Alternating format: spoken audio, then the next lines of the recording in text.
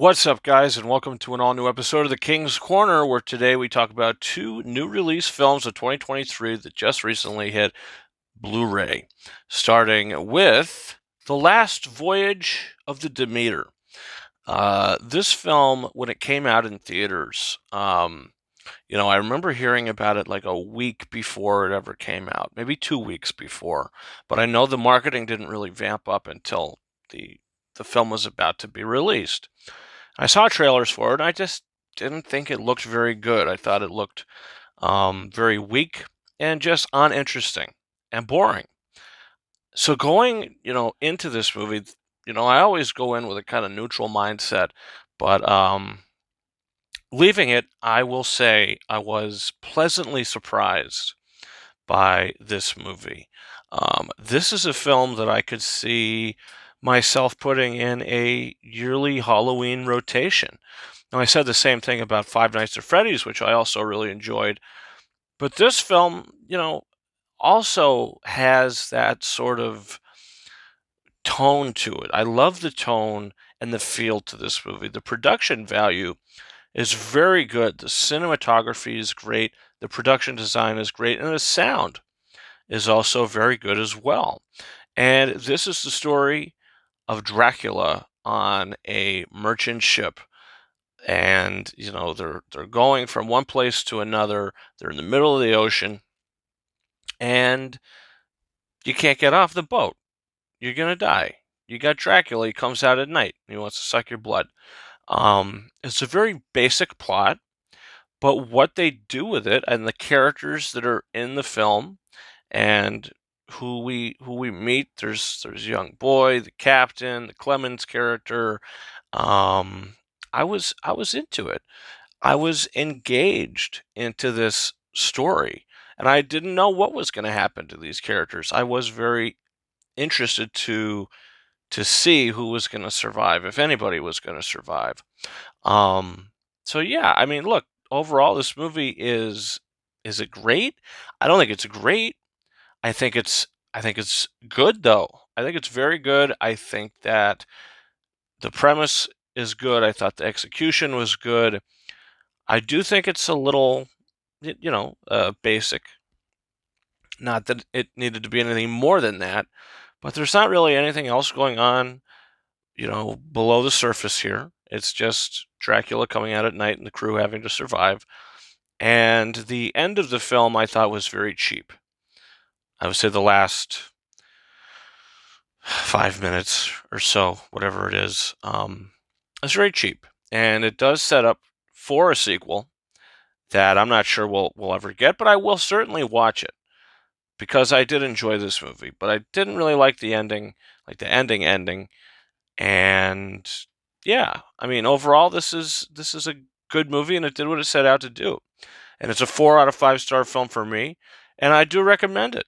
I know Halloween's over, but hey, it's always not a bad time for a good, scary, creepy movie. Is this movie scary? I don't know if it's scary. I don't think it's scary, but I think the the the way Dracula looks and the makeup creature effects, I thought were very, very good. So, yeah, the movie worked for me, and I'm happy I watched it, and I'm happy I own it. Happy it's in the collection. Maybe not as much as our next film, starring Liam Neeson. It's Retribution, and at first glance, you might say, "Well, that's a DVD." You liar! That's not a Blu-ray. And I'll say, guess again, because they put DVD plus Blu-ray plus digital. They put DVD first. Why did they do that? I have no idea. But this is a combo pack in a DVD case. I don't see that very often, especially not with new release films like this. So this was kind of shocking to me, but whatever.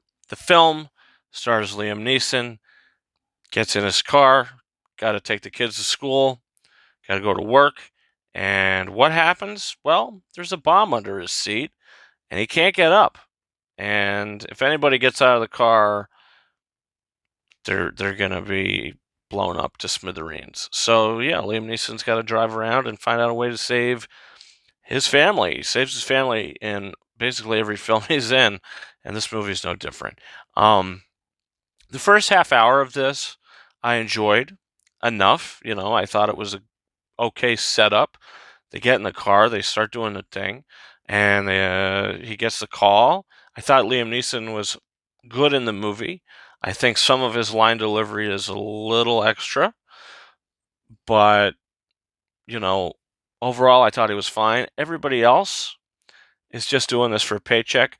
The kid who plays his son, I think, is giving a pretty bad performance. Um, didn't like his performance, didn't like that at all.